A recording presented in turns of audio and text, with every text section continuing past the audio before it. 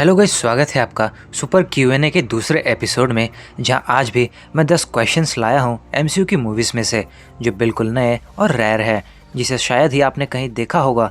तो guys, video को पूरा देखने के बाद सब्सक्राइब करने की कसम खाकर चलिए भी इस वीडियो को शुरू करते हैं।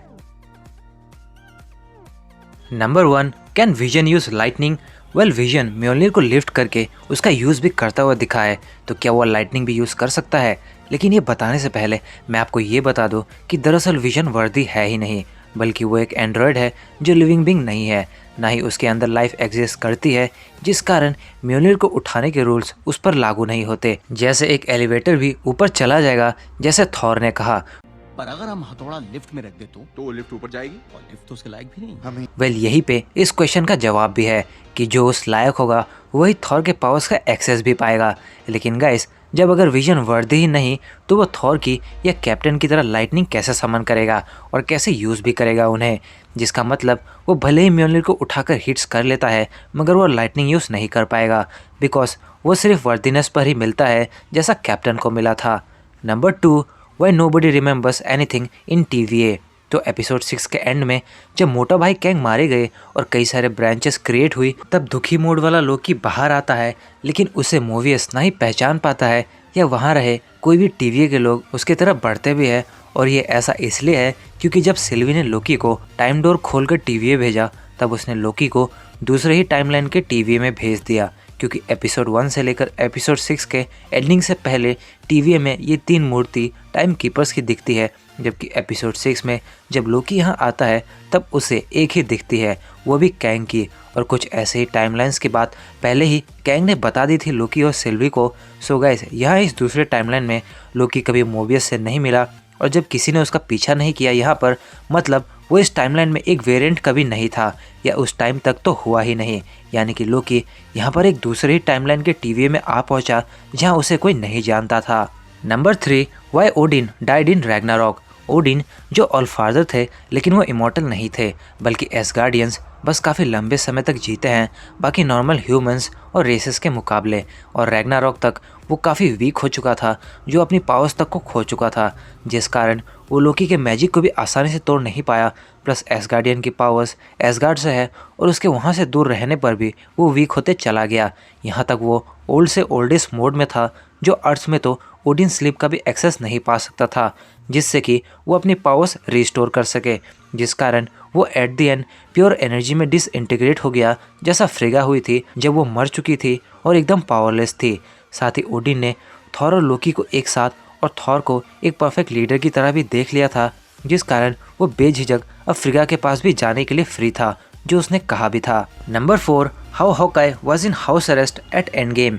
वेल, सिविल वार के एंड में कैप्टन राफ्ट के सेल्स ब्रेक करके सभी को वहाँ से छुड़ा लेता है, मगर हॉकाई एंड गेम में दिखता है कि वो हाउस अरेस्ट में है। तो ये कैसे हुआ?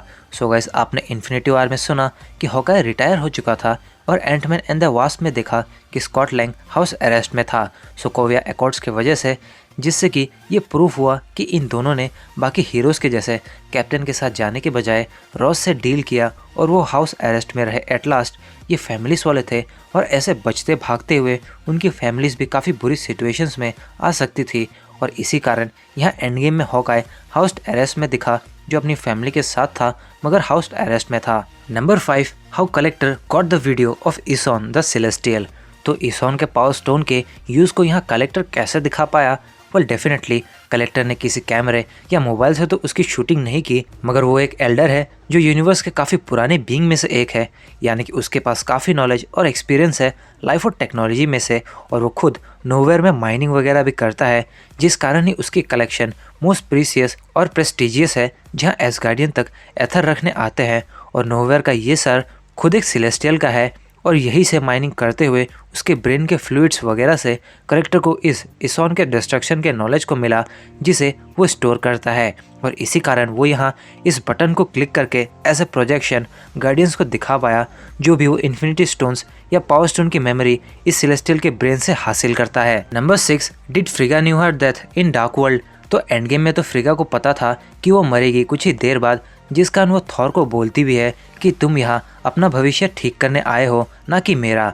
तो अब सवाल है कि क्या फ्रिगा को 2013 वाले मूवी में पता था कि वो मरेगी?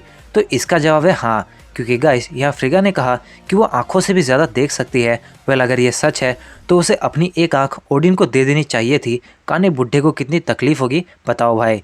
वेल टॉपिक पे आते हैं तो यहाँ वो थॉर को इसलिए पहचान पाई क्योंकि वो थॉर के एक्शंस, उसकी बढ़ती वेट, उसके चोट और रिएक्शंस को पकड़ पाई जो बिल्कुल एक नॉर्मल और 2013 के थॉर से मैच नहीं करते थे। और वो विच से पली बड़ी है तो फ्यूचर में झांक सकती है और अपकमिंग इवेंट्स को फील कर सकती है जैसा एंशियन वन और सॉर्सरर्स कर सकते थे।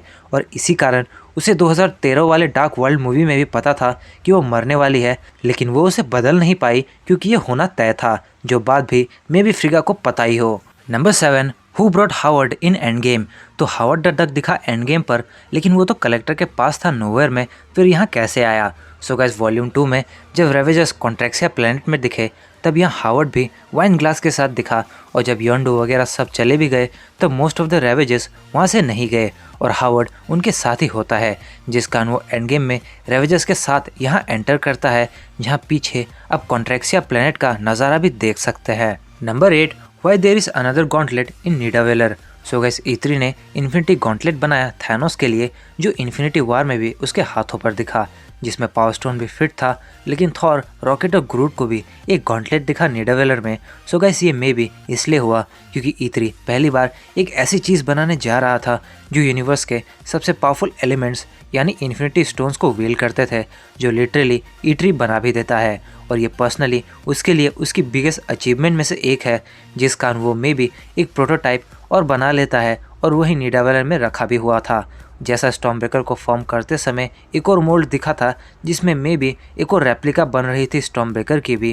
वेल इसी वजह से भी उसने 2 गॉन्टलेट बनाए हो, जिसमें से एक प्रोटोटाइप या रेप्लिका था और दूसरा genuine gauntlet infinity stones hold करने वाला था। Number 9, why Peter didn't use EDITH after his identity got revealed?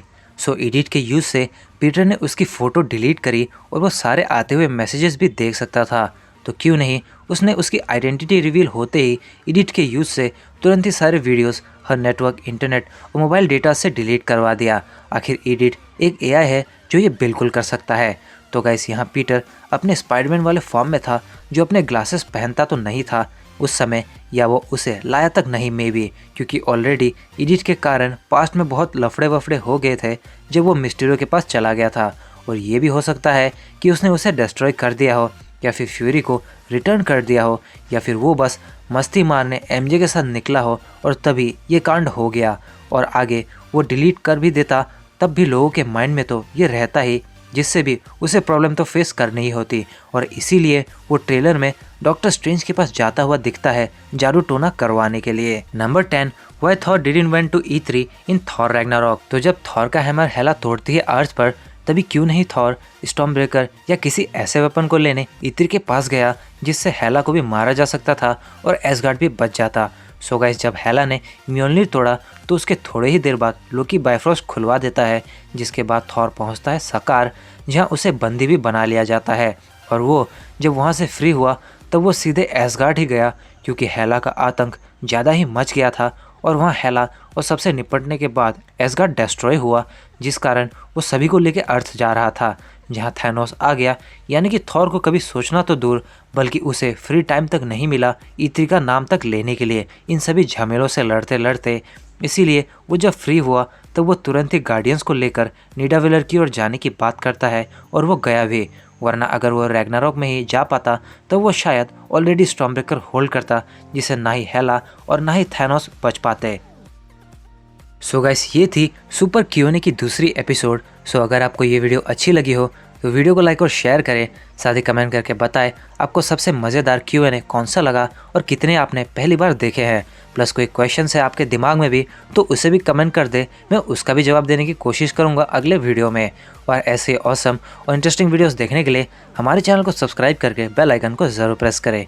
वही कॉमिक्स की वीडियो के लिए मेरे कैप्टन हेमंत 360 चैनल को सब्सक्राइब करें, जहां फिलहाल किंग इन ब्लैक जिसमें सारे हीरोज़ और नल है उसकी वीडियो कंटिन्यू है, जिसकी लिंक आपको डिस्क्रिप्शन में मिल जाएगी।